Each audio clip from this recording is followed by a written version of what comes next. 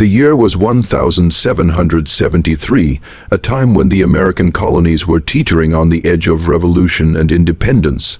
But in Williamsburg, Virginia, a different kind of rebellion was quietly unfolding, one not of politics, but of the mind. It was the birth of something both hopeful and terrifying, America's first public hospital for the mentally ill, known then as the Public Hospital for Persons of Insane and Disordered Minds. To the townspeople, the building was just another red brick structure on the edge of town. But for those who were led through its iron gates, it was the end of freedom and the beginning of a tragic chapter in American history. A noble dream in a frightened world at its core, the idea behind the asylum was noble. Before this moment, people suffering from mental illness were often locked in jails, hidden in basements, or abandoned in forests, treated as animals rather than human beings. The opening of this hospital was supposed to be a sign of progress, an attempt to treat the mentally ill as patients, not prisoners, but 18th century medicine was drenched in fear, religion, and guesswork. Mental illness was misunderstood, feared, and often seen as a sign of demonic possession or divine punishment. Compassion was preached, but cruelty was practiced. Inside those walls, treatment often meant restraint, starvation, isolation, and even torture. The physicians, most of them untrained in psychology, believed that madness could be beaten out, bled out, or frozen away. The first patients, unwanted, unloved, misunderstood. The first recorded patients of the Williamsburg Asylum were not violent criminals or raving lunatics. Many were people who today would likely be diagnosed with depression, PTSD, schizophrenia, epilepsy, or autism. Back then, these were all labeled under one word: madness. One of the earliest patients was a 14-year-old boy who had frequent seizures. His mother had carried him there after being told he was touched by the devil.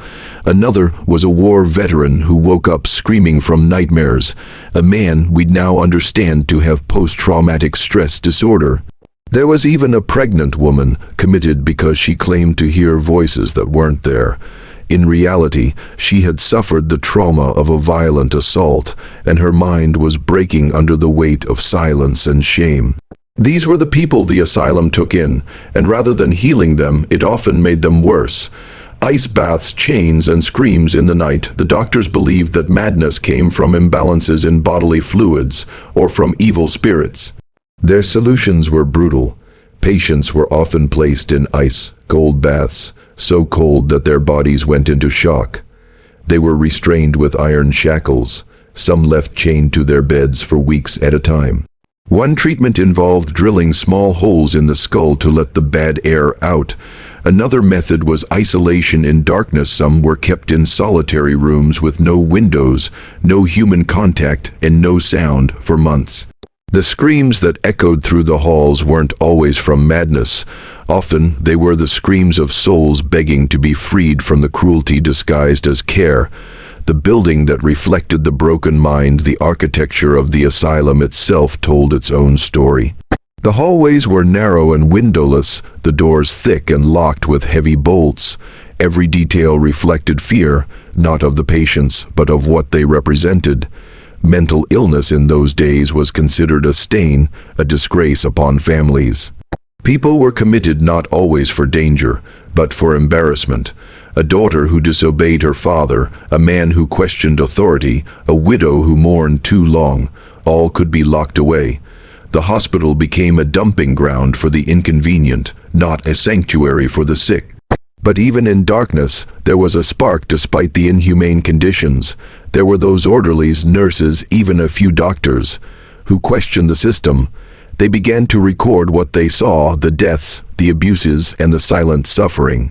One young nurse, whose name was lost to history, left behind a note scrawled on the back of a medical ledger. It read, "We call this a hospital, but it is a tomb for the living. Still, I believe that someday these walls will fall, and someone will tell the truth." That prophecy would come true more than a century later. The lesson, when fear leads, compassion dies. The birth of America's first insane asylum was not simply a historical event. It was a mirror, showing how quickly good intentions can be swallowed by ignorance, fear, and control. The story of Williamsburg reminds us that mental illness is not a crime, and difference is not evil. The asylum stood as a warning. When society is too afraid to understand, it punishes what it cannot control. But it also planted a seed, because even in the darkest institutions, there are always sparks of light trying to break through. The asylum in Williamsburg was supposed to be a place of healing. But behind its locked iron doors and narrow brick halls, it became a prison for many, especially for women. In the 18th and 19th centuries, women were not just patients in America's first insane asylum. They were its most frequent victims. They weren't all mentally ill. Some were inconvenient. Some were opinionated. Some were simply too independent for the time they lived in. In a society that demanded silence and submission from women, the asylum became a place to bury voices that dared to speak. Insanity was often a man's accusation in those days. It didn't take much for a woman to be declared insane. A husband could accuse his wife of hysteria if she challenged him. A father could commit his daughter for refusing an arranged marriage. A widow grieving too long might be labeled melancholic. Even something as natural as postpartum depression could be seen as madness. Once admitted, these women had little hope of release. Their words held no weight. Their signatures were invalid. Their stories were dismissed. One such story belonged to Sarah Wendell, a 28-year-old schoolteacher who arrived at the asylum in 1803. Her crime was simple. She believed women should be educated and should not marry out of obligation. Her brother, embarrassed by her lectures, declared her mentally unfit and had her committed. Sarah was chained, bled, and left in isolation for weeks.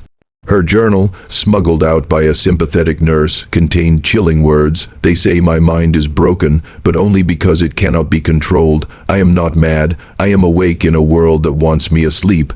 Her words would go unread for over a century.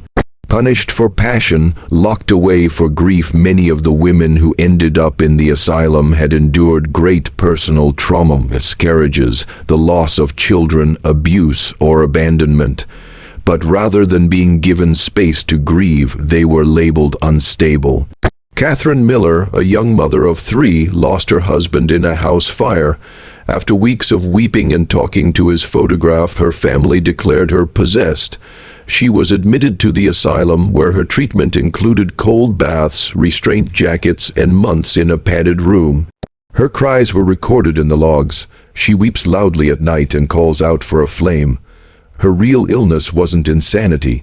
It was heartbreak. Speaking out was dangerous. Not all women went quietly. Some resisted.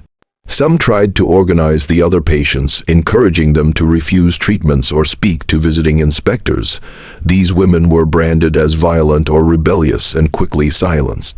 One such woman, known only as Miss E, was repeatedly placed in solitary confinement for riling the other females. Her file reads, "Uncontrollable, refuses to comply, claims her mind is her own." Imagine that claiming your own mind was seen as proof that you had lost it. The silent resistance, but even in silence, these women found ways to resist. They passed secret notes to one another, scratched messages into the wooden floorboards, and hid small items of comfort, hairpins, flower petals, torn fabric in cracks in the walls. In 1827, a sympathetic caretaker discovered a collection of messages hidden behind a loose brick in one of the patient rooms. There were more than 50 slips of paper, each with a different woman's name and a single sentence: "I remember my child. I am not afraid anymore.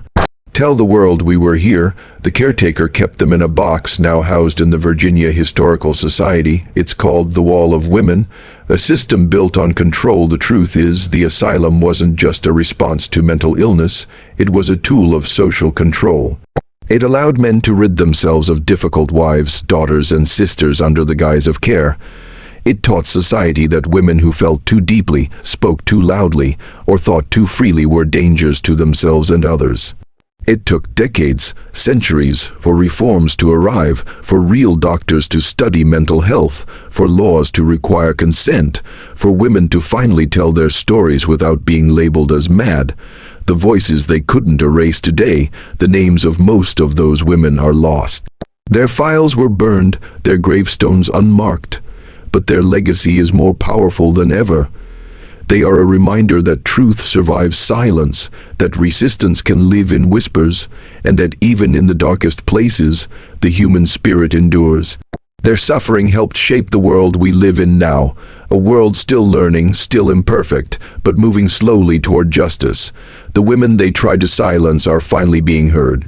Every asylum has its secrets, but at the public hospital for persons of insane and disordered minds in Williamsburg, America's first insane asylum, there was one corridor even the staff avoided. Locals called it the Ghost Wing. Officially, it didn't exist.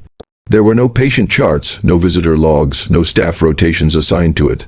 And yet, behind an unmarked wooden door near the back of the asylum, it stretched into darkness, a hole where people entered and were never seen again. The Ghost Wing was not some figment of haunted folklore. It was real, and those who worked at the asylum in the early 1800s knew it well.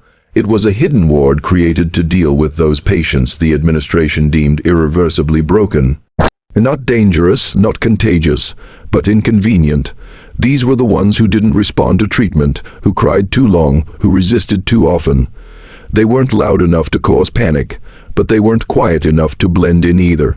They were the forgotten, and the Ghost Wing became their grave before death. No windows, no light. Unlike the rest of the asylum, the Ghost Wing had no windows. The floorboards creaked with moisture and rot, and the air smelled of rust, mildew, and something darker, like the absence of hope. Patients placed in this wing weren't treated, they were stored. No doctors made rounds there. Nurses were instructed to leave food trays just inside the door. Screams, cries, or voices pleading in the dark were ignored. It wasn't uncommon for staff to pass the entrance with heads down, pretending not to hear the knock of fists or the whispered prayers coming from behind the door. Some nights, candlelight would flicker under the crack of the frame, only to vanish when approached. Who were they? No one knows exactly how many were confined to the Ghost Wing. Estimates range from a dozen to over 50. Their names were erased, their records removed. Some were former slaves who had been labeled mad for protesting mistreatment. Others were women who had accused powerful men of violence. Some were war veterans tormented by memories no one yet understood. Among them was Isaiah Boone, a Civil War drummer boy who returned home at 16 and started sleepwalking through town, screaming about burning fields. His mother begged for help. He was taken to the asylum for excessive emotional disturbance and placed in the Ghost Wing within a week. She never saw him again. Another was Mary Latimer, a 19-year-old who spoke in tongues during church revivals. The townspeople, fearing possession, called the sheriff. Though she cried and quoted scripture as they dragged her away, the asylum labeled her religiously obsessed and unresponsive to reason. Neither Isaiah nor Mary ever walked out of the Ghost Wing. The Hidden Journal in 1891, during renovations to modernize the old asylum building, a construction worker found something beneath a loose stone in the wall near the Ghost Wing entrance, a small leather-bound journal filled with tiny, desperate writing. The author called herself E. No full name, no dates, but the entries spanned years. She wrote, "They've put me in the place where no one comes. I fear they hope I die quietly." And later, the others whisper at night, "We dream of light, of grass, of names, but there is only dust here." And in the final entry, "If you find this, tell the world we were not mad. We were mourners with no tomb." The journal now sits locked behind glass at the Virginia Museum of Mental Health, its pages yellowed but still legible, a chilling testament that these people once existed. Why the silence? Why would a hospital created to treat the mentally ill build such a place? The answer is part cruelty, part fear, and part convenience. In those days, mental illness was seen as a stain, not just on the person, but on their family. Doctors had limited understanding and fewer tools. The Ghost Wing was their way of hiding failure. Some patients were simply too poor to afford extended care. Some families stopped paying. Some patients refused to be docile. They became problems the system couldn't solve, and so it buried them while they were still breathing. It was easier to disappear them than confront the broken system. Echoes still remain, though the asylum closed in the 20th century. People claim the Ghost Wing never truly let go of its past. Visitors on tours report cold drafts, soft knocking from behind sealed doors, and the sound of weeping when no one else is around. Some say they've seen shadows dart across the hallway, or heard a young girl's voice whisper, "I remember my name." Whether ghosts remain or not, the memory of those lost in the ghost wing lingers as a warning and a lesson, because the true horror was never the supernatural. It was that a system, built to heal, became a place where those most in need were abandoned. In the spring of 1903, a quiet nurse named Clara Winfield began her first shift at the Eastern Lunatic Asylum of Virginia, once hailed as a progressive marvel of mental health care. What she walked into, however, was not progress. It was a prison for the forgotten. What she witnessed would shake the very foundations of the institution, and her courage would set into motion the first serious call for reform. Clara was not a crusader when she arrived. She was a 24-year-old woman from Roanoke, soft-spoken, educated, and fresh from a training program that taught more about compassion than compliance. But it didn't take long before her idealism was confronted by a chilling reality: patients in pain, nurses afraid to speak, and hallways that whispered horrors behind closed doors. She had been assigned to a quieter part of the asylum near what staff referred to in hushed tones as the South Wing. But she quickly learned it was a euphemism for the place no one wanted to work. The wing that had once been the Ghost Wing, though officially renamed and modernized, its shadows remained intact. The sound behind the wall 3 nights into her shift, Clara stayed late to reorganize medical charts. As the gaslight hissed low in the hallway, she heard something strange, a knocking, soft and rhythmic, from behind a sealed stone wall near the old laundry chute. At first, she told herself it was the pipes or her imagination. But the knocking returned the next night, and the next. She asked a senior nurse, who quickly dismissed it. "It's just the building settling," she said with a forced smile. Best not to dwell on it. But Clara couldn't let it go. The hidden passage driven by a growing sense of unease, Clara began to investigate during her off hours. She pored over old asylum blueprints stored in a forgotten filing cabinet. That's when she saw it, a corridor that didn't appear on the current maps, sealed off after a fire decades earlier. The blueprint called it Ward C Isolation Therapy. She realized the wall where she'd heard the knocking aligned perfectly with the forgotten ward. Clara confided in an orderly named Daniel who had worked there for over 20 years. "You don't want to go digging in those halls," he warned. "The last person who asked questions, Dr. Lewis, he left in the middle of the night, no notice, just vanished." But Clara persisted. With Daniel's help, she found a narrow crawl space behind the storage room that led into the old corridor. What she saw changed her life forever. The prisoners within behind the wall, Clara discovered 3 living patients, malnourished, unbathed, and terrified. They had been declared deceased in records, but had been hidden away instead, left to rot in silence. Their rooms had no windows, no light, and no heat. The eldest, a woman named Ruth, had been locked inside for over 18 years. They weren't violent. They weren't sick in the traditional sense. They had simply been inconvenient. Patients who didn't improve quickly enough, or who had once accused staff of abuse.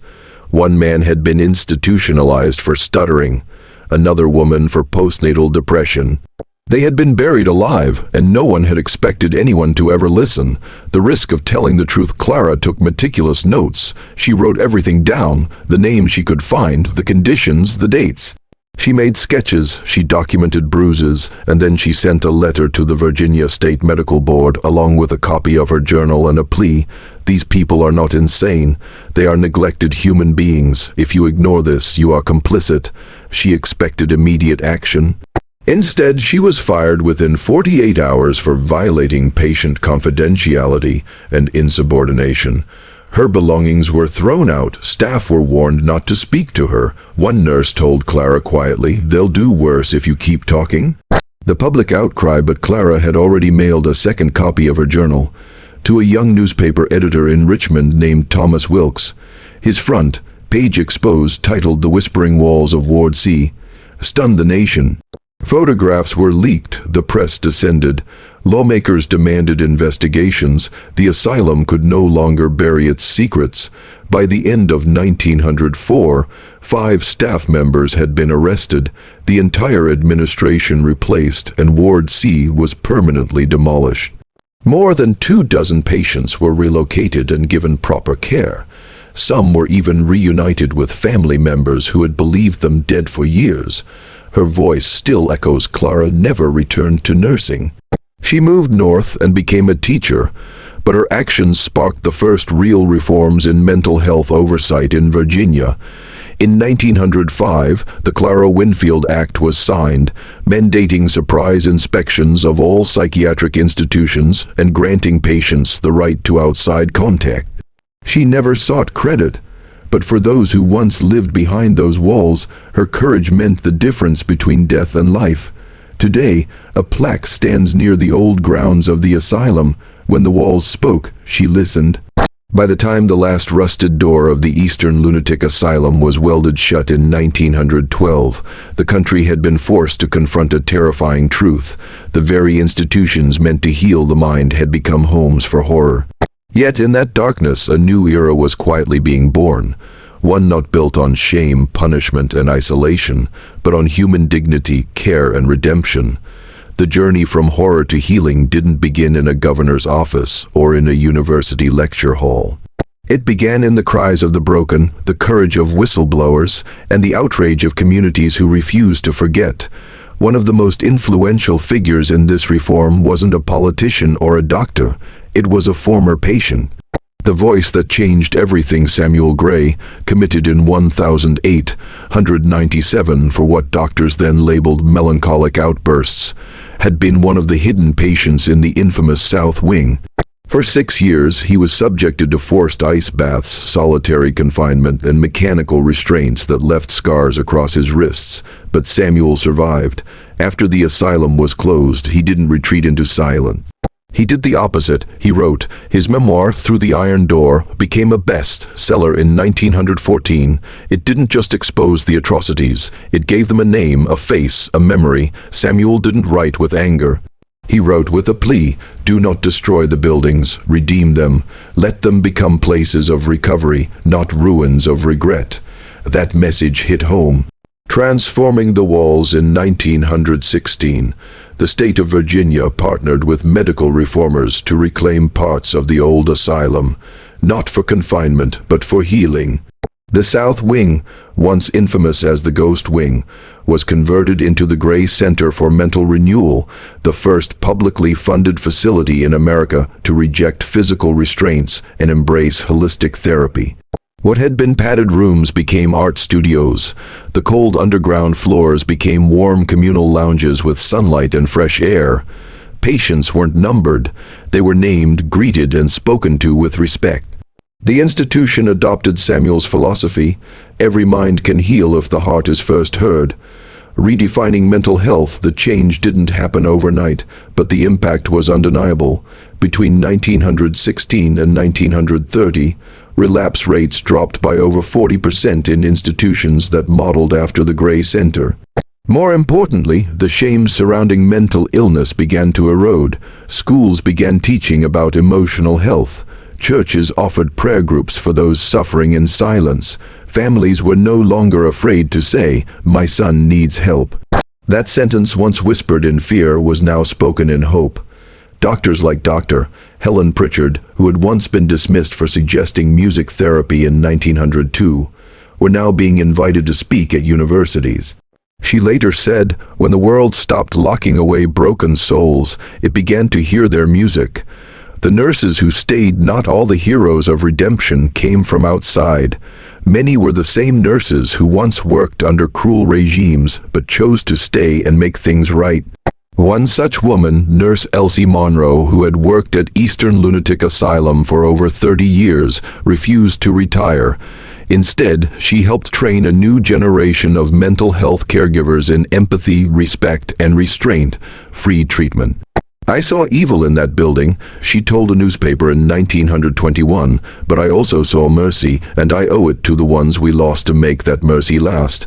Legislation with a heart by the mid-1920s, what had started in Williamsburg had spread across the country. President Calvin Coolidge, whose own sister suffered from mental health struggles, signed into law the National Patient Rights Act of 1924, which guaranteed humane conditions, visiting rights, and the right to refuse certain treatments. For the first time in history, the mentally ill were not just being seen, they were being protected, but it all began with the exposed truth of the asylum's past. Without the horror, the healing may never have come. Without the screams, the silence wouldn't have mattered.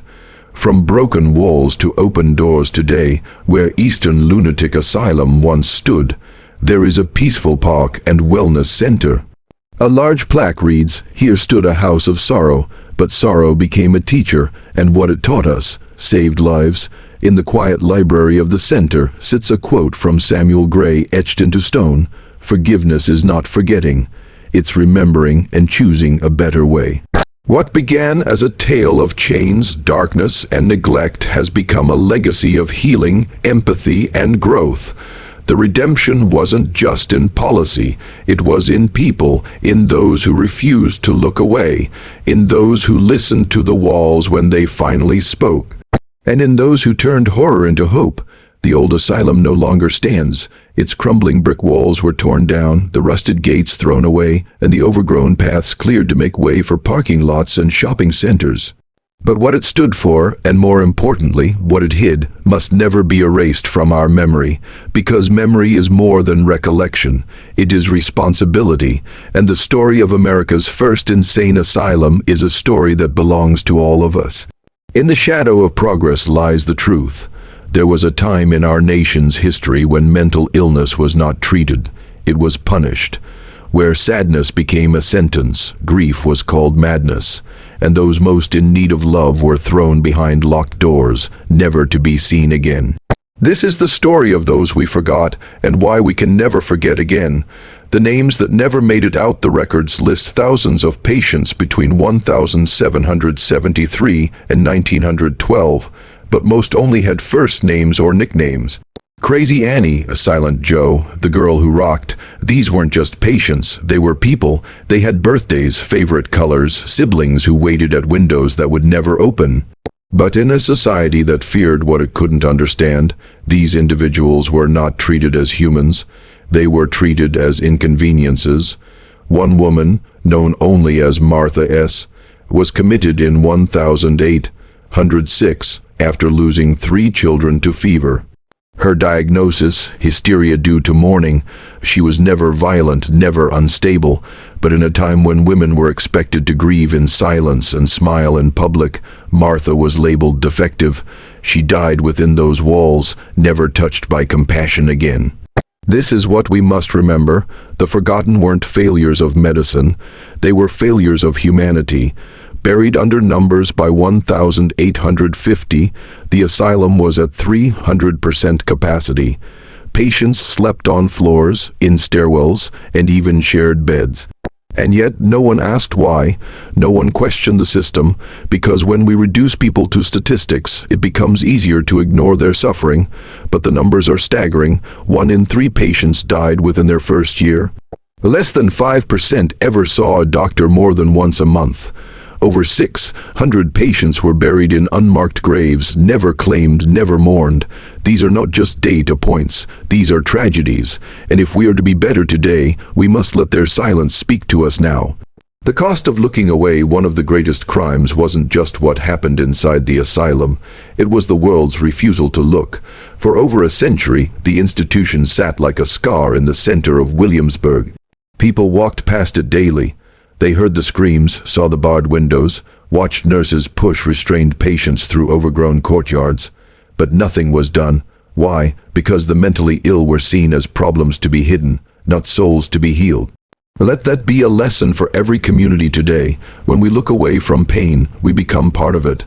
Why we must speak their names today. Mental health is finally being taken seriously. There are hotlines, therapy apps, support groups, and awareness campaigns. But progress isn't permission to forget the price paid by those who didn't live long enough to see change. Their stories must be told in classrooms. Their faces should hang in galleries. Their names deserve memorials because in their suffering they taught us what it means to be fully human, to feel, to struggle, to need help. When we remember them, we honor the truth that even the most forgotten lives matter. A legacy of compassion. The reformers who rose from the ashes of the asylum's destruction didn't build monuments, they built a new way of thinking, one where care replaced confinement, where therapy replaced torture, and where silence was no longer allowed to swallow suffering. But this legacy must be guarded. Every time a child is told to hide their feelings, every time a veteran is left untreated, every time a person struggling is mocked instead of helped, we risk falling back into the same darkness from which we once emerged.